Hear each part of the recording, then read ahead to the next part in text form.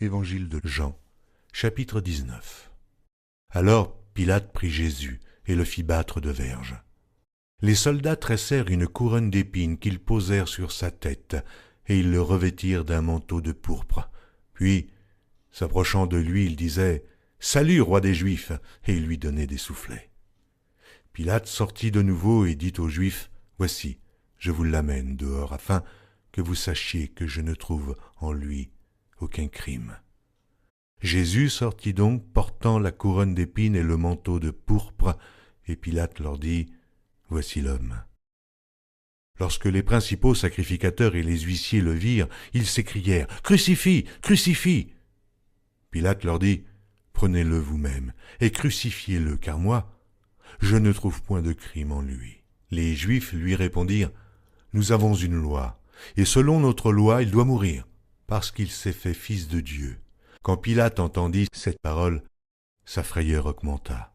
Il rentra dans le prétoire et il dit à Jésus « D'où es-tu » Mais Jésus ne lui donna point de réponse. Pilate lui dit « Est-ce à moi que tu ne parles pas? Ne sais-tu pas que j'ai le pouvoir de te crucifier et que j'ai le pouvoir de te relâcher ?» Jésus répondit « Tu n'aurais sur moi aucun pouvoir s'il ne t'avait été donné d'en haut. C'est pourquoi celui qui me livre à toi commet un plus grand péché. » Dès ce moment, Pilate cherchait à le relâcher, mais les Juifs criaient « Si tu le relâches, tu n'es pas ami de César. Quiconque se fait roi se déclare contre César. » Pilate, ayant entendu ces paroles, amena Jésus dehors, et il s'assit sur le tribunal au lieu appelé le pavé, et en hébreu Gabbatha. C'était la préparation de la Pâque et environ la 6e heure. Pilate dit aux Juifs « Voici votre roi. » Mais ils s'écrièrent « Ôte, ôte, crucifie-le !» Pilate leur dit « Crucifierai-je votre roi ?» Les principaux sacrificateurs répondirent « Nous n'avons de roi que César. » Alors il le leur livra pour être crucifié. Ils prirent donc Jésus et l'emmenèrent.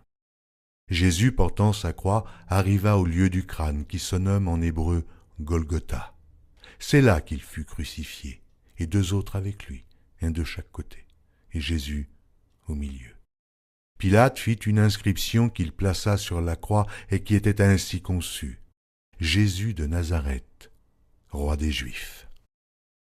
Beaucoup de Juifs lurent cette inscription parce que le lieu où Jésus fut crucifié était près de la ville. Elle était en hébreu, en grec et en latin. Les principaux sacrificateurs des Juifs dirent à Pilate « N'écris pas roi des Juifs, mais écris qu'il a dit « Je suis roi des Juifs ». Pilate répondit « Ce que j'ai écrit, je l'ai écrit ». Les soldats, après avoir crucifié Jésus, prirent ses vêtements et ils en firent 4 parts, une part pour chaque soldat. Ils prirent aussi sa tunique qui était sans couture, d'un seul tissu, depuis le haut jusqu'en bas, et ils dirent entre eux « Ne la déchirons pas, mais tirons au sort à qui elle sera. » Cela arriva afin que s'accomplisse cette parole de l'Écriture. Ils se sont partagés mes vêtements, et ils ont tiré au sort ma tunique.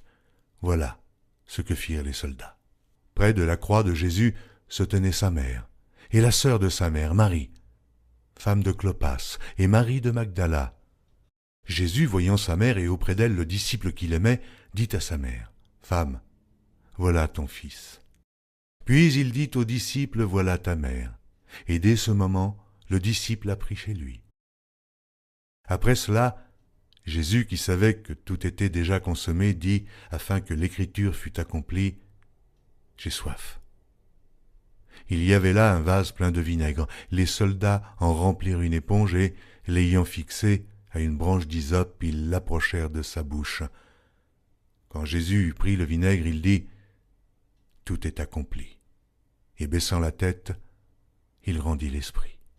Dans la crainte que les corps ne restassent sur la croix pendant le Shabbat, car c'était la préparation et ce jour de Shabbat était un grand jour, les Juifs demandèrent à Pilate qu'on rompît les jambes aux crucifiés et qu'on les enlevât. Les soldats vinrent donc et ils rompirent les jambes au premier, puis à l'autre qui avait été crucifié avec lui. S'étant approchés de Jésus et le voyant déjà mort, ils ne lui rompirent pas les jambes, Mais un des soldats lui perça le côté avec une lance, et aussitôt il sortit du sang et de l'eau. Celui qui l'a vu en a rendu témoignage, et son témoignage est vrai, et il sait qu'il dit vrai, afin que vous croyiez aussi. Ces choses sont arrivées afin que l'Écriture fût accomplie. Aucun de ces os ne sera brisé. Et ailleurs l'Écriture dit encore, ils verront celui qu'ils ont percé. Après cela, Joseph d'Arimathée, qui était disciple de Jésus, mais en secret, par crainte des Juifs, demanda à Pilate la permission de prendre le corps de Jésus, et Pilate le permit. Il vint donc et prit le corps de Jésus. Nicodème, qui auparavant était allé de nuit vers Jésus, vint aussi, apportant un mélange d'environ 100 livres de myrrhe et d'aloès. Ils prirent donc le corps de Jésus, et l'enveloppèrent de bandes avec les aromates, comme c'est la coutume d'ensevelir chez les Juifs. Or, il y avait un jardin dans le lieu où Jésus avait été crucifié, et dans le jardin, un sépulcre neuf, où personne encore n'avait été mis. Ce fut là qu'ils déposèrent Jésus à cause de la préparation des Juifs, parce que le sépulcre était proche.